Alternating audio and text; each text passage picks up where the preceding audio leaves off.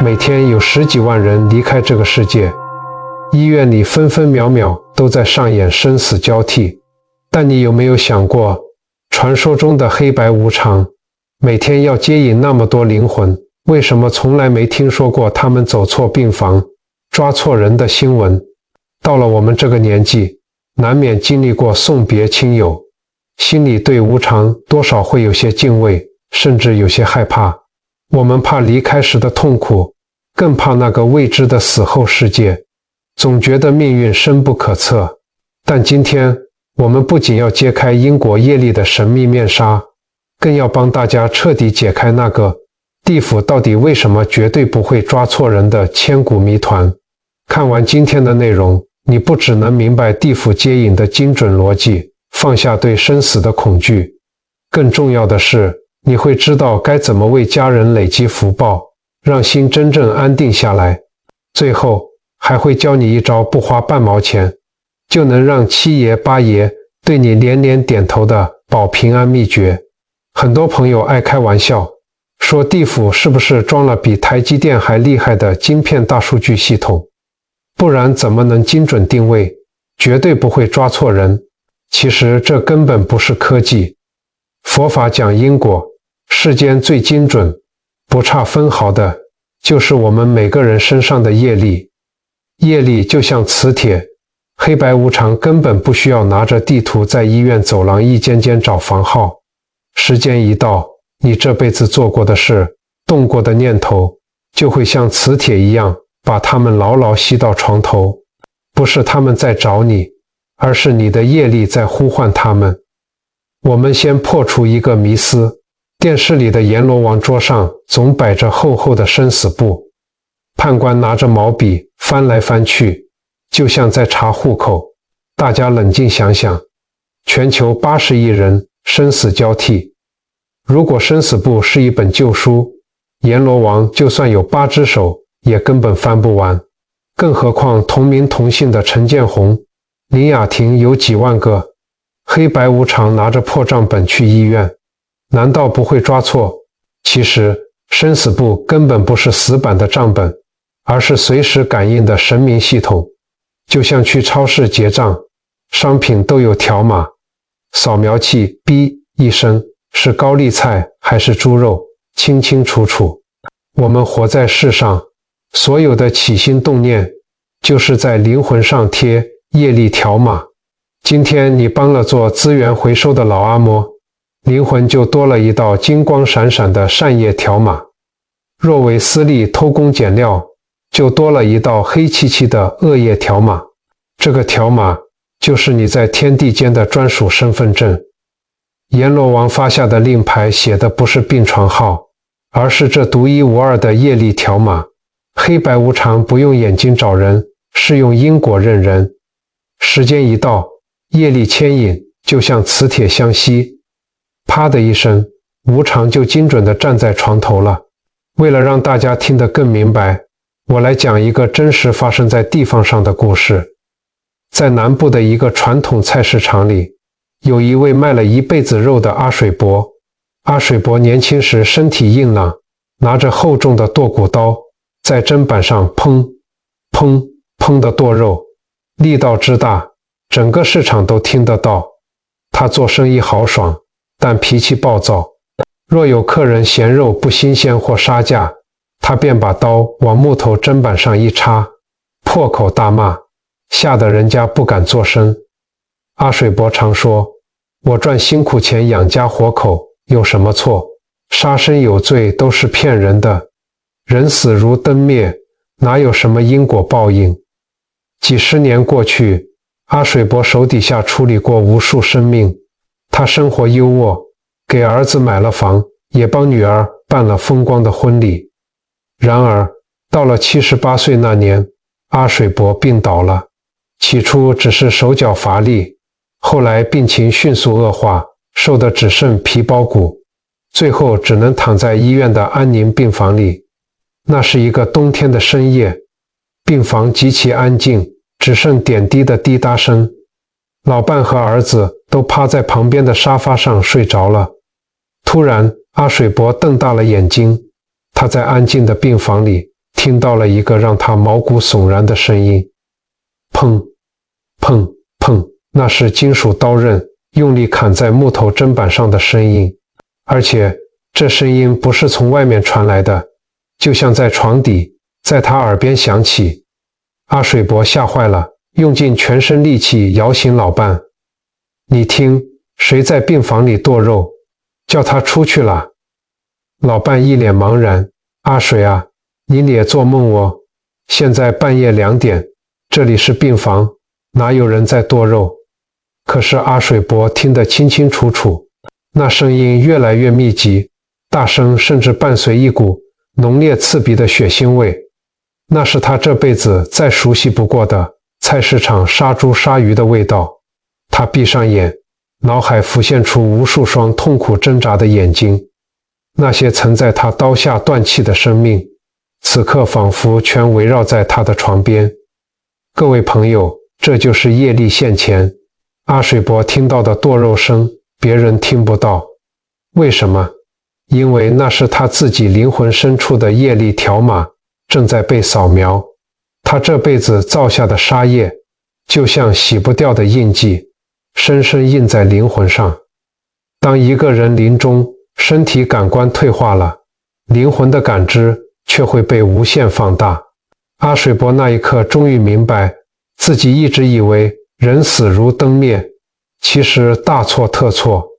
那些被他抹杀的生命变回了灵魂上的重量。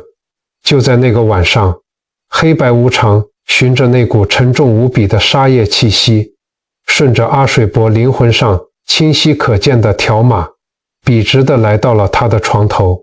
他们绝对不会抓错人，因为带路的人根本不是别人，就是你自己。你的起心动念早就冥冥之中为自己画好了导航地图，你绝对骗不过举头3尺的神明，更骗不过自己灵魂上的因果账。佛法常讲，万般带不去，唯有业随身。我们这一生能带走的，真的只有自己写下的这份业力条码。既然每个人身上的业力是专属身份证，那在茫茫人海中，黑白无常又是怎么精准定位，连一间房都不会走错呢？其实，真正的导航仪一直长在我们身上，它由2样东西组成，第一是生辰八字，第二是灵魂散发的气味。先说生辰八字，老一辈交代八字不能乱给，因为你出生的年、月、日、时，就是你在宇宙中唯一的坐标，像灵魂的专属频率。时间一到，生死簿上的频率一发送，你的灵魂就会产生共振。这就像古早时候转老收音机，咔啦咔啦一转，频道对上，声音马上就播出来了。频率对了，就算躲到天涯海角，无常老爷也能瞬间和你接通。但光有频率还不够，真正让黑白无常不会抓错人的关键在于气味。灵魂怎么会有气味？佛经里讲，一个人如果在世时常常做善事，心存慈悲，灵魂就会清澈透亮，自然散发出一种不可思议的清香，像是淡淡的檀香或莲花香。相反地，如果一辈子常算计人，脾气暴躁，造了杀业，灵魂就会浑浊沉重，散发出一股难闻的腥臭或腐败浊气。我们常说的七爷八爷，白无常七爷主要负责引善，黑无常八爷主要负责捉恶。他们2位老人家办事，一落地闻到那股沉重腥臭的恶业浊气，黑无常的铁链自然就锁定过去了，而闻到那股清幽的善业异香，白无常接引的光芒自然就照过去了。这就像磁铁一样，同频共振，怎么可能会抓错？为了让大家更有感觉，我来讲一个发生在我们某家地区医院双人病房里的真实故事。这是一个非常深刻的对比。在这间双人病房里，住着2位走到生命最后阶段的老人家。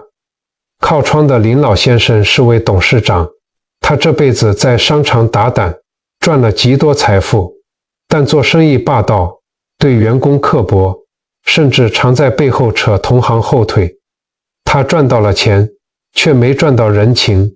住院期间，病房外常传来儿女为了争夺财产、抢房子的吵闹声。林老先生插着管，听着亲生骨肉的争吵，气得全身发抖，却骂不出一句话。靠门口的病床住着普通的乡下老太太陈阿嬷，她家里没钱，但只要有空，就会到镇上的妈祖庙、土地公庙帮忙洗菜，或在庙根扫落叶，谁家有困难她都帮，连仅有的几十块钱也会拿去捐给孤儿院。她生病后，每天都有邻居和庙里的志工轮流来握着她的手陪她。陈阿嬷虽然身体痛，却总是笑眯眯地说：“多谢，阿弥陀佛，麻烦你们了。”某个深夜，病房安静的只剩心电图机的滴答声。靠窗的林老先生突然剧烈喘气，双眼圆瞪，双手死抓床单，满头冷汗。在他的视角里，病房瞬间变得漆黑如冰窖。接着，他闻到一股水沟淤泥混杂着生锈铁血味的作呕腥臭。在咔啦咔啦的沉重金属撞击声中，他看见角落浮现出一个面目狰狞的黑影，手里拿着冰冷锁链，直直朝他走来。他充满极度的恐惧与怨恨，但他充满恶业的灵魂宛如磁铁，死死吸来了黑无常的铁链，没人能替他求情受罪。同一时间，不到2公尺外的陈阿嬷也迎来了最后一刻。他没有挣扎，紧皱的眉头反而舒展开来。他没闻到恶臭，只感觉被一股春风般的暖流包围，刺鼻的药水味变成了淡雅宁静的檀香与玉兰花香。他听到的不是铁链声，而是微风中轻柔的铜铃声。接着，病房门口亮起一团柔和白光，一位面容慈祥的白衣身影，面带微笑，轻轻向他伸手，邀请他前往充满光明的地方。陈阿嬷笑了，心里没有恐惧，只有平静与放下。他默念了一句阿弥陀佛，安详地闭上了眼睛。各位朋友，讲到这里，大家看懂了吗？同一间病房，同一个晚上，同一个时间，林老先生看到的是铁链与黑影，闻到的是腥臭；陈阿嬷看到的是白光与笑脸，闻到的是檀香。难道黑白无常还会偏心吗？还是地府的系统当机了，给2个人发了不同的画面？都不是。佛经里面有一句非常重要的话，叫做万法唯心造。黑白无常其实根本不是民间传说里那种拿着铁链的凶神恶煞，他们是天地间因果法则的化身，更是我们每个人自己内心业力的倒影。你这辈子心里装满了贪婪与算计，你临终时看到的世界就是地狱，来接你的自然就是拿着铁链的凶神。你这辈子心里装满了慈悲与善良，你临终时看到的世界就是净土，来接引你的自然就是散发着光芒的菩萨。所以黑白无常会找错人吗？绝对不会，因为来带走你的从来都不是别人，而是你自己。你的善良是你的引路明灯，你的恶念就是绑在你脚上的沉重铁链。听完这些，大家心里可能会浮出一个大问号。既然黑白无常抓人这么准，都是看业力条码跟八字，那为什么我们乡下常常听到有人说，哎呦，那个路口很阴啦，常常有孤魂野鬼在抓交替，或者听说有人去深山野岭，被不干净的东西找去当替死鬼？难道这些孤魂野鬼就可以随便破坏地府的规矩吗？其实啊，这是一个天大的误会。我们要知道，地府的规律比我们人间的银行金库还要严格。黑白无常这对老搭档，他们就像是总局派下来的最高级刑警。可是最高级刑警到了地方上办案，难道不用跟当地的管区打个招呼吗？当然要啊，在我们民间信仰里，每个地方都有当地的管区，村庄里有土地公、福德正神，到了县市级有城隍老爷，这就是神明界的基层派出所跟警察局。黑白无常接到令牌，来到人间要带走一个灵魂的时候，他们第一步不是直接冲去病房或者事故现场，而是要先去当地的土地公庙、城隍庙拜码头。他们要把阎罗王发下来的业力条码跟土地公手上的户口名簿拿出来对账。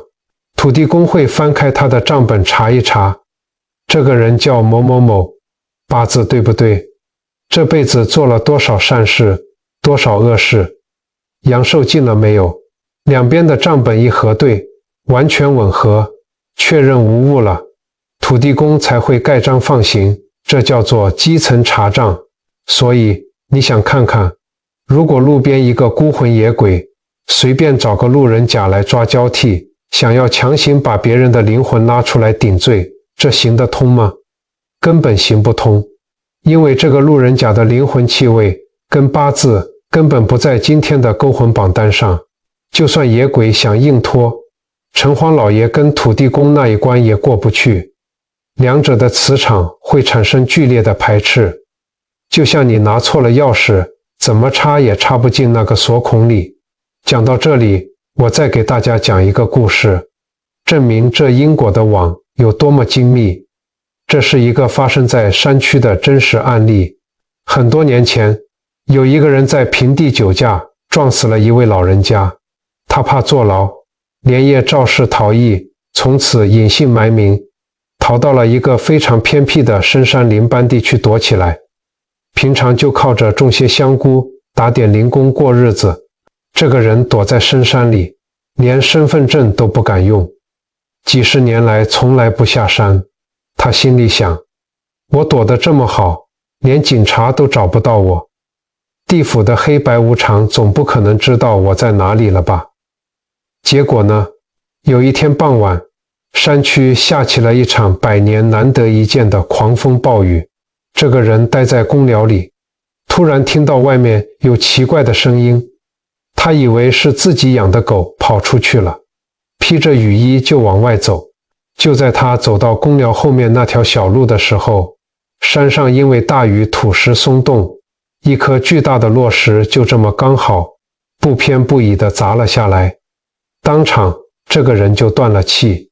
后来人家去处理的时候才发现，他断气的那一天，那个时辰刚好就是他当年撞死那位老人家整整满20年的同一天，同一个时辰。各位朋友啊，古人说天网恢恢，疏而不漏，这句话一点都不假。这个人以为他改了名字，躲进了深山，就可以逃过人间的法律，可是他逃不过自己身上那股沉甸甸的业力气味。时间一到，因果的频道咔啦一声对上了，不用黑白无常亲自去找他，一场大雨，一颗石头，大自然的力量自然就会把他带走，去还他该还的债。这就是为什么找替死鬼行不通，也是为什么躲是躲不掉的。因为在因果面前，没有特权，也没有漏洞。不是你的时候，就算你在鬼门关前走一遭，也会被菩萨救回来。是你的时候，哪怕你躲进铜墙铁壁，业力的风一吹，无常的铁链自然就套上来了。所以老话常说，平时不做亏心事，半夜不怕鬼敲门。只要我们堂堂正正的做人，管他什么路口阴不阴，哪里有替死鬼，我们身上带着正气，走到哪里都有土地公保佑，根本什么都不用怕。不过既然地府的系统无比精准，加上还有城隍老爷跟土地公在基层对账，一定有朋友心里在犯嘀咕了。不对啊，我们小时候在乡下，明明就常常听老一辈的人说，哪里哪里的某某人本来已经断气了，甚至都已经装进棺材里了，结果半夜突然砰一声坐起来，说是被七爷八爷抓去地府。结果判官翻开生死簿一看，说：“哎呀，抓错人了，名字刚好一样了。”然后又把他放回来。难道这些故事都是骗人的吗？大家先别急，这些民间流传的还魂故事很多确实是真的，但是这里面隐藏着一个天大的秘密，地府绝对没有抓错人，判官也没有老眼昏花。之所以会发生这种半路被放回来的奇迹，在我们佛法和道教的因果观念里，这叫做福报的加减乘除。大家要把我们的寿命想象成一本银行存折，你出生的时候里面有多少存款，是过去世的业力决定的，这叫做定业。可是这本存折的数字每一天都在跟着你做的事变动，如果你每天作恶多端，你的存款就会被快速扣除，这叫折寿。相反的，如果你本来命中注定50岁要遇到一个大劫难，但你这辈子默默做了很多没有人知道的大善事，你的存款余额就会突然暴增，这叫天寿。当一个人的寿命因为做了大善事而突然改变时，地府的账本就会进行紧急更新。我来讲一个民国50几年发生在南部乡下的真实还魂故事。村里有个古艺老实的农夫叫阿旺伯，家里很穷，平时靠种田和去溪边捡石头贴补家用。他憨厚寡言，但心肠特别软。阿旺伯55岁那年，村里爆发严重传染病，他也中了招。高烧3天后，一口气喘不上来就断气了。因为家境清寒，家人只能含泪买了一副帛棺，准备隔天一早送上山安葬。此时阿旺伯的灵魂其实已经离体，他觉得身体一轻，一睁眼就看到一黑一白2位神明站在床前。他们没拿铁链，只招手说：“时辰到了，跟我们走吧。”阿旺伯浑浑噩噩地跟着他们穿过冷雾，来到了雄伟的城隍殿。大殿上威风凛凛的城隍老爷和判官正在核对他的名字与阳寿。判官核对到一半，突然眉头一皱，赶紧把本子递给城隍老爷。老爷看后十分惊讶，随即微笑对阿旺伯说：“阿旺啊，你本该今天寿终，但是你的账上临时多了一笔极大的阴德。”阿旺伯愣了：“我一个穷光蛋，哪有钱做功德？”城隍老爷笑着说：“3年前8月，村里做大水，把过溪的木桥冲断了，学童涉水上学非常危险，是你每天半夜偷偷推着牛车去搬石砍木，花了1个月把桥重新搭好。你怕人家说你爱出风头，连家人都没告诉，对不对？”阿旺伯抓抓头，憨憨地说：“对了，我看那些贩仔过溪太危险，顺手帮忙扑一下，没什么了。各位朋友，这就叫阴德，做了善事到处宣扬，是扬善，福报很快就报销了。但默默行善，不图名利，天公伯就会把这笔账重重记在生死簿上。”城隍老爷一拍桌子，笑着说：“你这一顺手救了多少孩子的命，功德太大了。天公伯有令，特别为你延寿12年。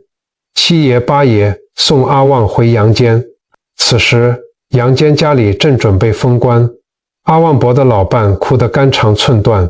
突然棺材里传来2声咳嗽，阿旺伯竟自己扶着边缘坐了起来。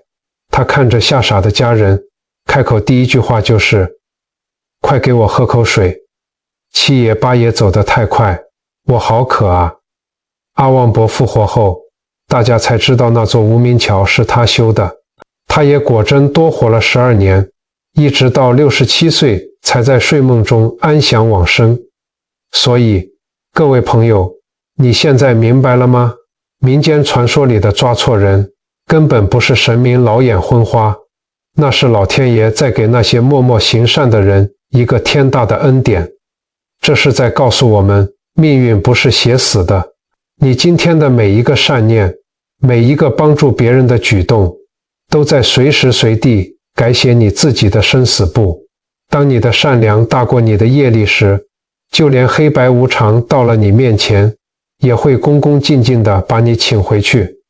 这就是我们常说的人有善愿，天必从之。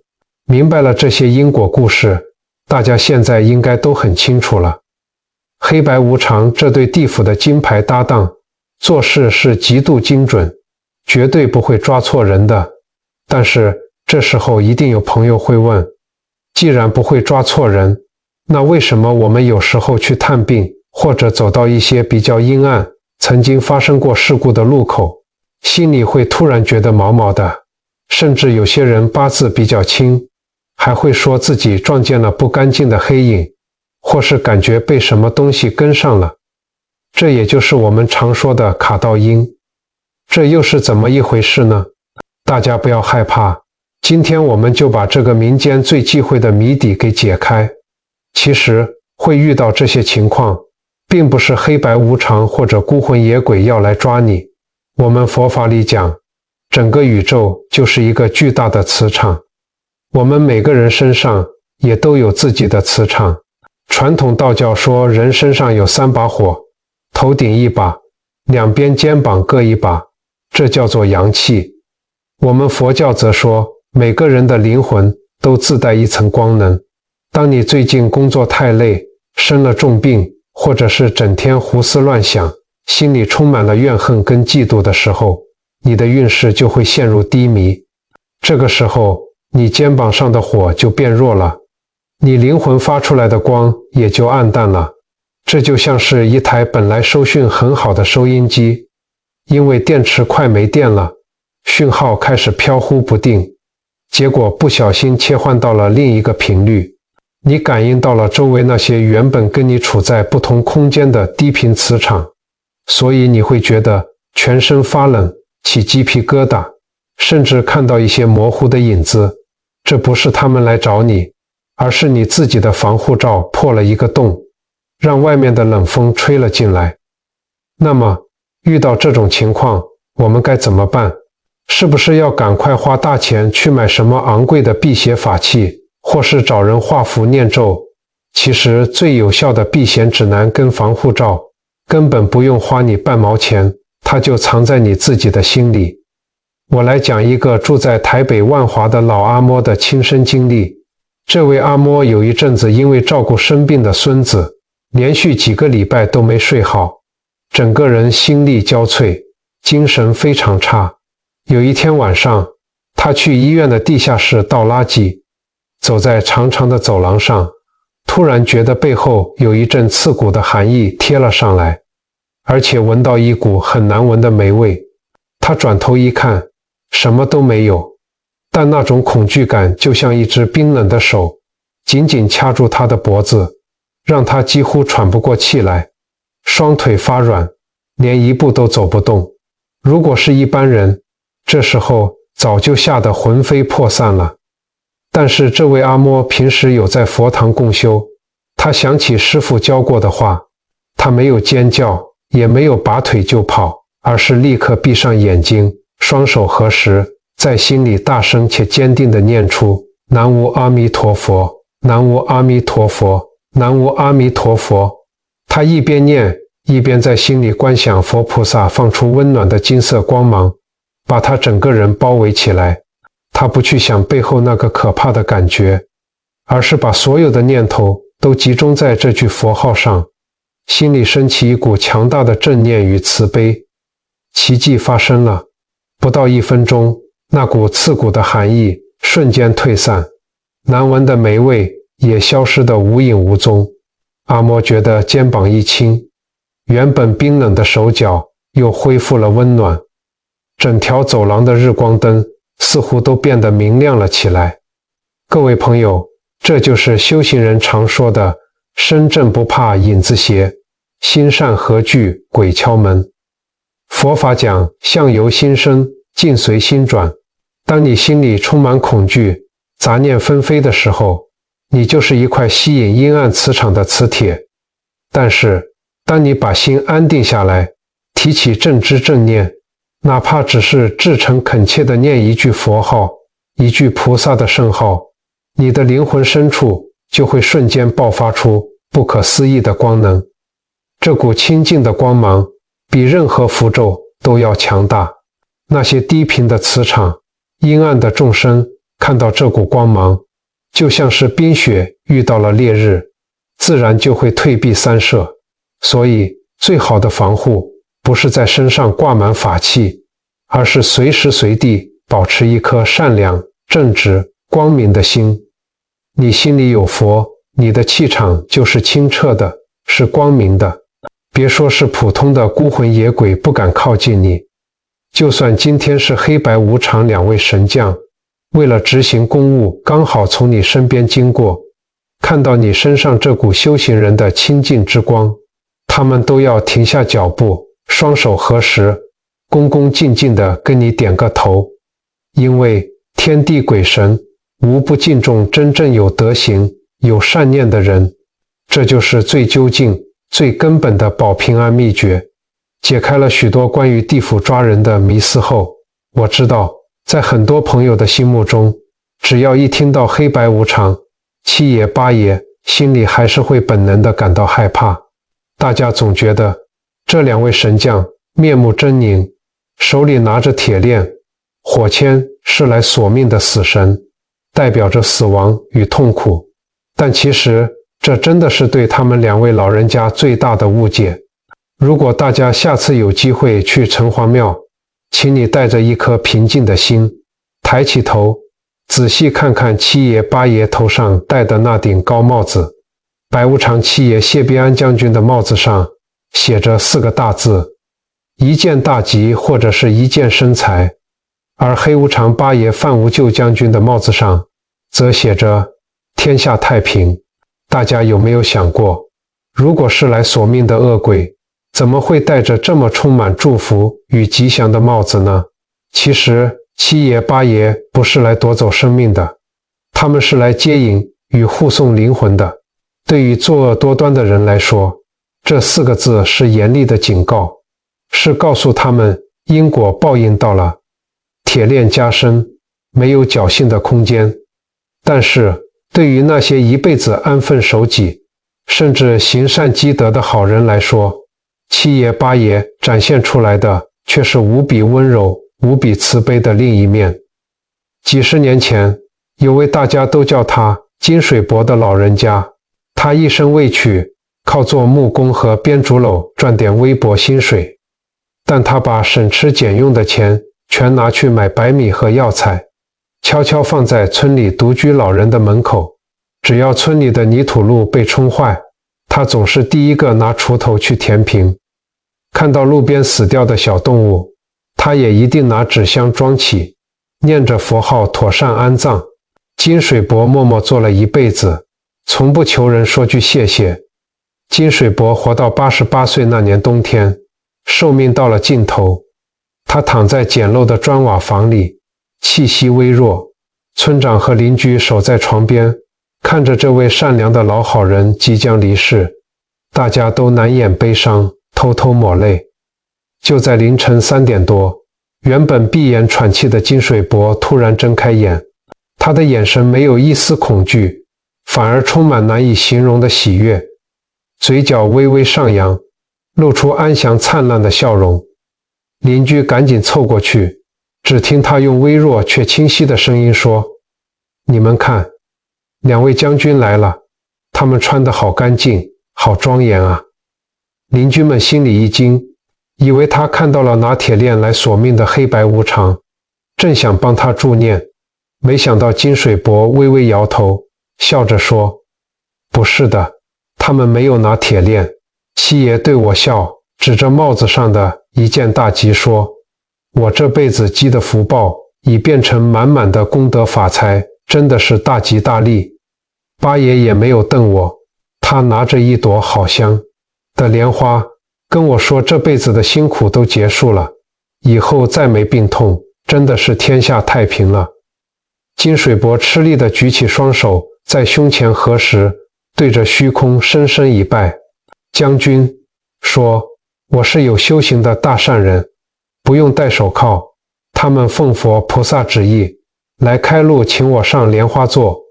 我要去好地方了，大家别哭，要多念佛，多做善事。说完，金水伯双手保持合十，带着满足的微笑安详离世。那一瞬间，简陋的病房里没有半点死亡的悲戚，反而弥漫着一股淡淡的檀香，久久不散。各位朋友，这就是因果天地间最深情的温柔。当我们活着的时候，总以为死亡是冰冷的，是残酷的，我们把黑白无常化成了可怕的怪物来吓唬自己。但其实神明的心是慈悲的，佛菩萨的心更是柔软的。黑白无常手里的那条锁链，从来只锁恶人的罪业，锁不住善人的灵魂。对于像金水伯这样心存大爱、一生奉献的人，黑白无常不是高高在上的执法者，而是恭恭敬敬的引路菩萨。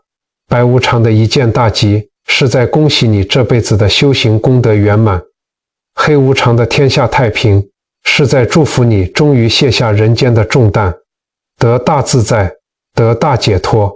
所以，面对生老病死，面对未知的无常，我们真的不需要恐惧。只要我们在活着的每一天，都尽力去爱人，去帮助人，去留下一点善意。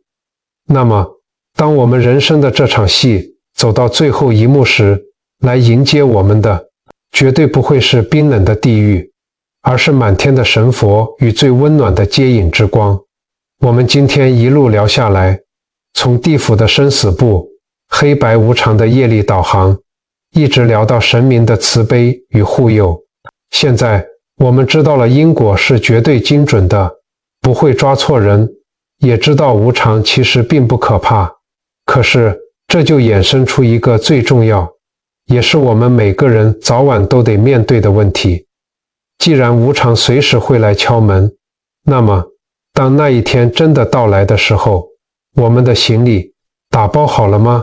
大家回想一下，我们平时如果要跟邻居包游览车去中南部进香，或者是跟着儿女出国玩个5天4夜，我们是不是好几天前就开始准备行李？护照带了没？高血压的药带了没？保暖的外套有没有塞进去？连出门几天，我们都这么慎重其事。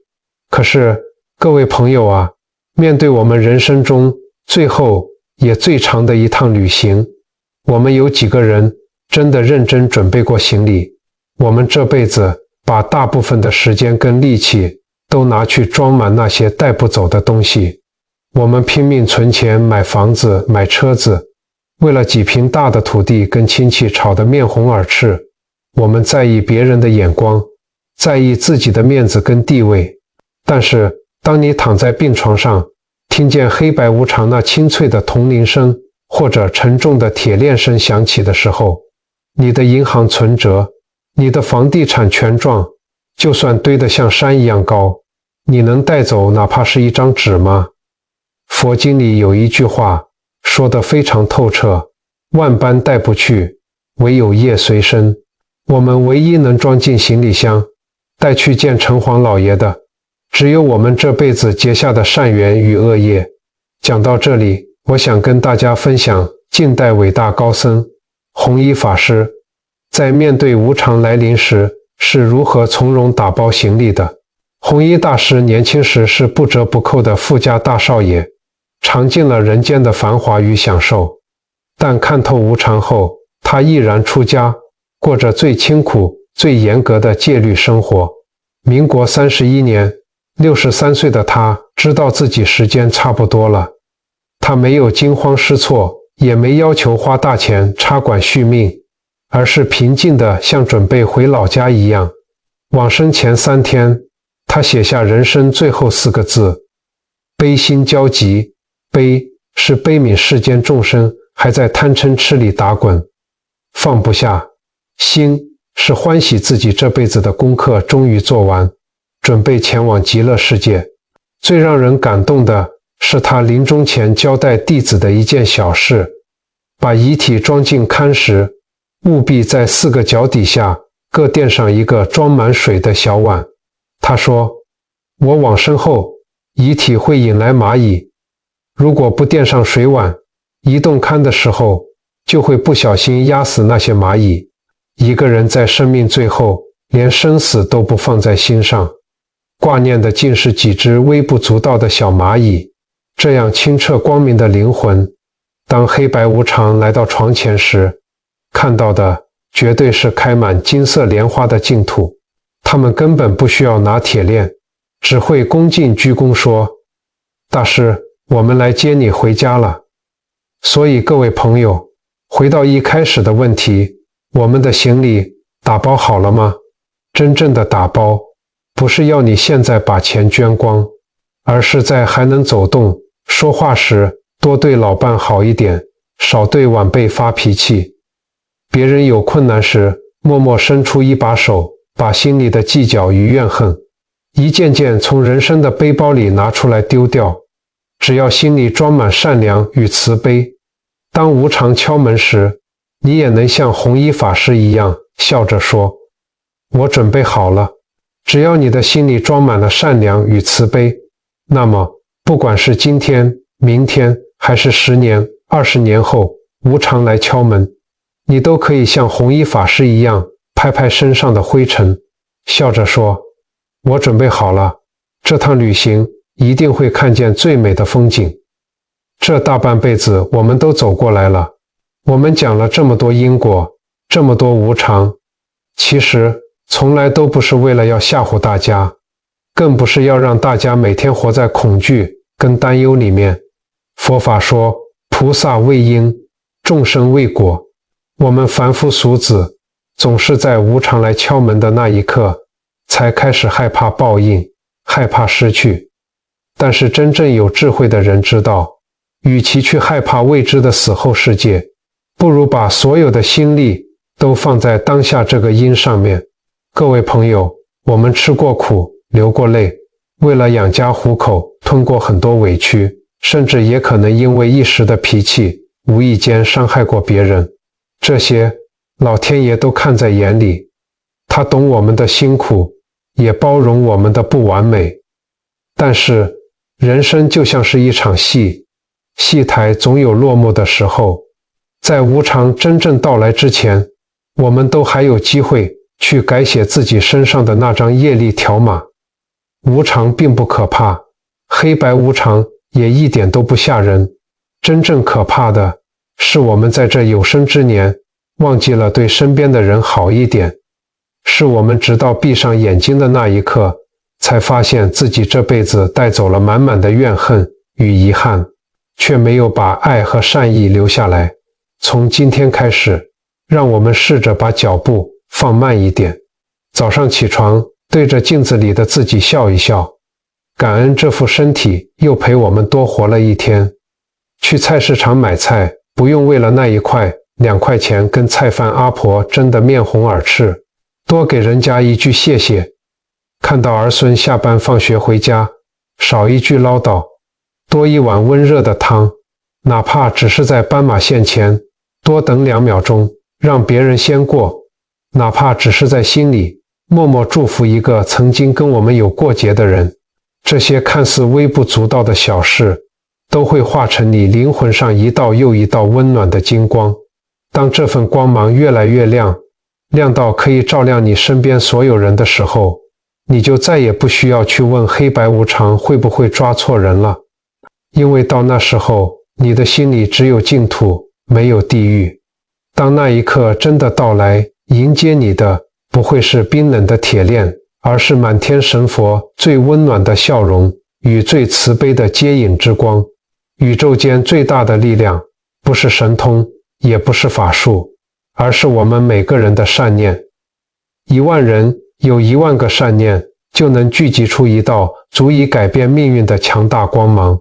如果您今天听到这里，心里也感受到了一份平静与温暖，我有一个小小的请求，请您在底下的留言区留下一句：愿世间无灾无难，愿家人平安吉祥。或者是留下您心里最想说的一句善言。让我们把这支影片底下变成一个充满祝福的正向磁场，借由大家成千上万的善念回向给您最爱的家人，回向给我们这片土地，也回向给这世间一切还在受苦的苍生。只要我们心里有光，无论走到哪里都是太平盛世。最后，如果您觉得今天的内容对您有帮助，或是让您的心多了一份安稳，恳请您花1秒钟的时间帮我按赞、订阅与分享。您的支持是我继续分享这些因果智慧与温暖故事的最大动力。愿我们都能在修心的路上结伴同行。阿弥陀佛，我们下期再见。